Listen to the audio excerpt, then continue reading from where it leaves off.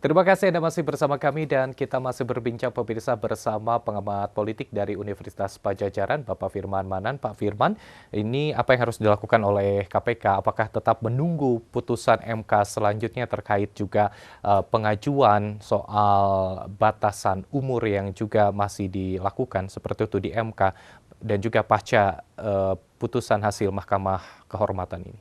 Ya, tentu KPU kan sebagai pelaksana undang-undang ya, dia berpegangan pada aturan yang ada. Nah, hari ini memang karena putusan 90 itu memang tidak dibatalkan ya, karena memang bukan kewenangan Majelis Kehormatan, maka memang dia tetap berlaku. Artinya sampai sejauh ini ya 3 pasangan calon itu yang diproses oleh KPU. Kan tetapi ya kan ini bergulir bahwa ternyata ada gugatan lagi dalam situasi yang juga saya pikir hari ini Mahkamah Konstitusi justru berada dalam tekanan yang cukup besar ya. Ada sebagian kalangan yang menganggap putusan 90 itu kontroversial, bermasalah dan memang harus dibatalkan. Ada sebagian juga yang tentu punya kepentingan supaya tidak dibatalkan putusan itu. Nah, ini yang juga menarik untuk dilihat kalau ternyata ada putusan dibuat Mahkamah Konstitusi kemudian membatalkan yang putusan 90, artinya kan KPU harus kemudian juga mengacu kepada putusan yang baru itu. Tapi ya kita juga tidak tahu ya ini. Tapi kalau diasumsikan seperti itu, bahkan ada potensi Gibran menjadi tidak memenuhi persyaratan sebagai cawapres. Nah, kalau demikian berarti KPU juga harus juga menyiapkan regulasi ya dalam hal ini PKPU-nya seperti apa.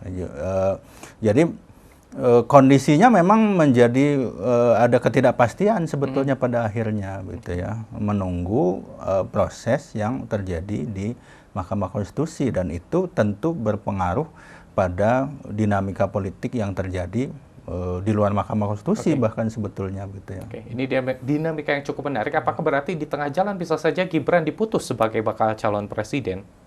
Ya bisa saja kalau kemudian ternyata putusan Mahkamah Konstitusinya menjadi berubah. Dan akan menjadi 2 poros atau tetap harus mencari pengganti? Nah, ini kan kalau setahu saya sebetulnya tanggal 8 November itu adalah batas akhir kalau akan terjadi pergantian pasangan calon. Tapi kalau kemudian ada keputusan baru dari Mahkamah Konstitusi, apakah kemudian KPU sebagai penyelenggara pemilu itu membuat atau merevisi aturan? Nah, itu juga yang kita tidak tahu kan. Sehingga kemudian misalnya dimungkinkan terjadi pergantian pasangan calon atau ya tetap saja ternyata Mahkamah Konstitusi tidak mengubah ya putusan nomor 90. Ya kalau demikian halnya kan sebetulnya ya tetap saja Gibran tetap memenuhi persyaratan sebagai cawapres, lalu pasangannya ya tetap seperti saat ini 3 pasangan calon. Ini fenomena yang cukup menarik kalau kita bilang di dalam sejarah. Apakah ini juga dalam tanda kutip merubah keajegan sistem politik kita nih Pak Firman? Ya, ini menurut saya pelajaran yang sangat berharga sebetulnya ya, karena ya memang tidak pernah terjadi. Jadi memang bagaimana bahkan ya kalau kita ikuti putusan keputusan Majelis Kehormatan Mahkamah Konstitusi itu disebutkan salah satu pelanggaran etiknya itu adalah karena Anwar Usman itu membiarkan ada intervensi dari luar. Ya, jadi memang kan ya bahkan bisa kita asumsikan ini kan soal intervensi politik terjadi di Mahkamah Konstitusi.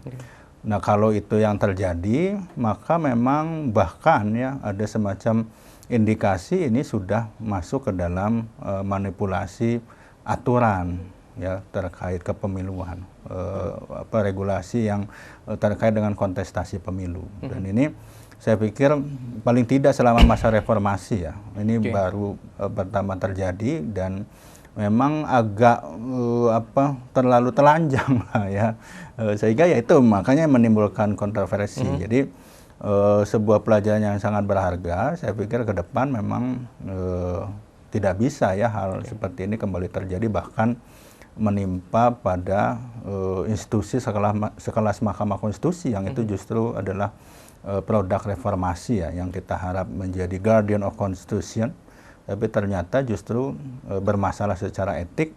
Dan dengan demikian kan sebetulnya walaupun putusannya tetap, tapi putusannya kan akan dipandang sebagai putusan yang tidak memenuhi standar kelayakan. Nah, itu yang jadi problem.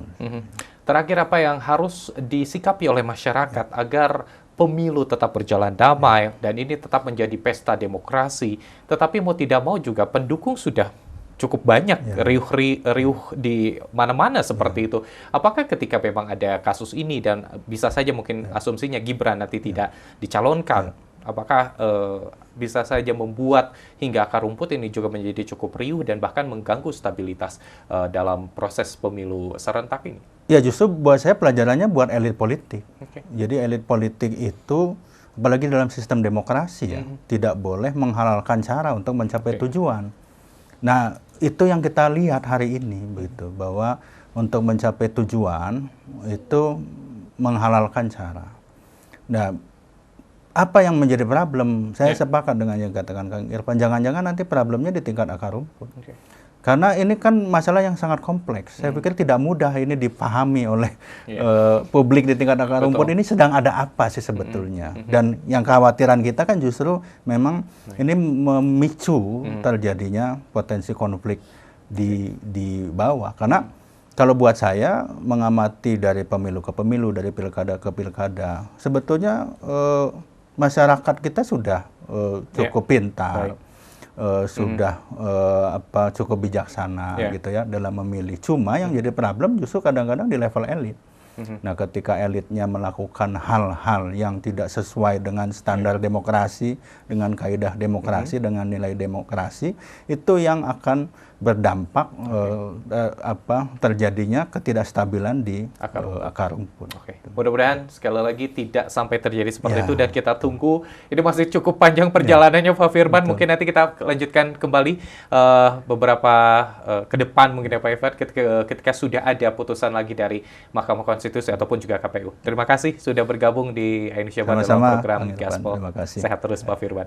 Pemirsa, itu dia perbincangan kita menyimak seperti apa putusan akhir dari Majelis Kehormatan Konstitusi, dan kita akan simak terus bagaimana perkembangan pemilu serentak 2024 dan pastikan pemilu harus damai dan menjadi pesta demokrasi untuk seluruh warga negara Indonesia. Dan jangan lupa tanggal 14 Februari 2024 gunakan hak pilih Anda. Mewakili kru yang bertugas, saya Irfan Budiawan mengucapkan terima kasih atas perhatian Anda dan sampai jumpa.